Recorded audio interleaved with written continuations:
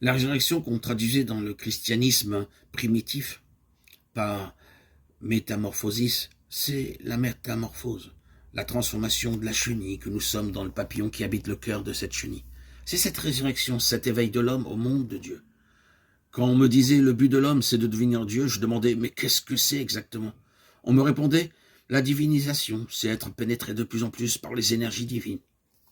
Par là, on faisait cette distinction entre l'essence de Dieu, qui est totalement inconnaissable, inaccessible, incompréhensible, et les énergies qui sont la manifestation de Dieu et qui, elles, sont réellement participables.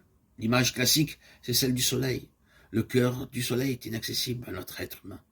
Nous serions détruits, nous serions consumés par le cœur du soleil. Mais dans ces rayons qui sont bien le soleil lui-même, nous pouvons avoir part l'expérience même de ce qu'est le soleil. La divinisation, c'est l'entrée dans ces énergies divines, dans ce rayonnement du soleil unique. C'est être habité de plus en plus par cette présence qui nous conduit vers cet inconnaissable, vers cet innommable, qu'est le cœur du soleil lui-même. C'est à partir de l'expérience des moines du mot Athos et en même temps de tous les anciens moines que l'on a pu élaborer dans ces mots un peu pauvres, cette affirmation à la fois de la transcendance de Dieu et cette affirmation que l'expérience de Dieu est quelque chose de réel et de réellement possible. Une autre approche que l'on me donnait est que la divinisation était andrique. Ce mot vient de théos, qui veut dire Dieu, et andros, qui veut dire homme. Plus je m'approche de Dieu, plus je m'approche de cette réalité qui habite les profondeurs de moi-même, plus je deviens humain. Et plus je vais au fond de l'homme, plus je cherche quel est son fondement et sa source, plus je m'approche de Dieu. La réalité de Dieu et la réalité de l'homme ne sont pas de réalités que l'on peut séparer, que l'on peut opposer l'une à l'autre.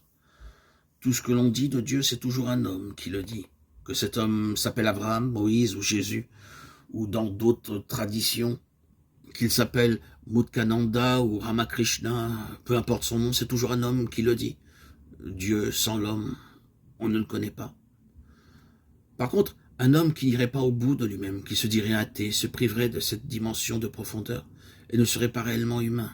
Dieu et l'homme sont unis indissolublement. Les moines précisaient Dieu et l'homme dans le Christ sont unis, sans confusion et sans séparation. Entre Dieu et l'homme, c'est une unité, c'est une union. Mais ce n'est pas un mélange. De la même façon, s'ils sont distincts, cela ne veut pas dire qu'il y a séparation. C'est ce qu'on appelle le dogme de Chalcédoine.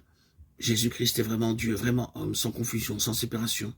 Peut être approché un peu comme un ko en japonais, c'est-à-dire une formule dans le langage humain, mais qui désigne quelque chose qui est au-delà du langage.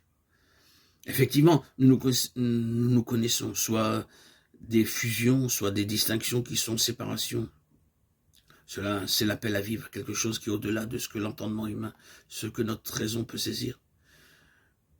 Une unité qui n'est pas un mélange, qui n'est pas une fusion et une distinction, pour qu'il y ait l'espace à la relation, l'espace à l'amour, qui n'est pas une séparation.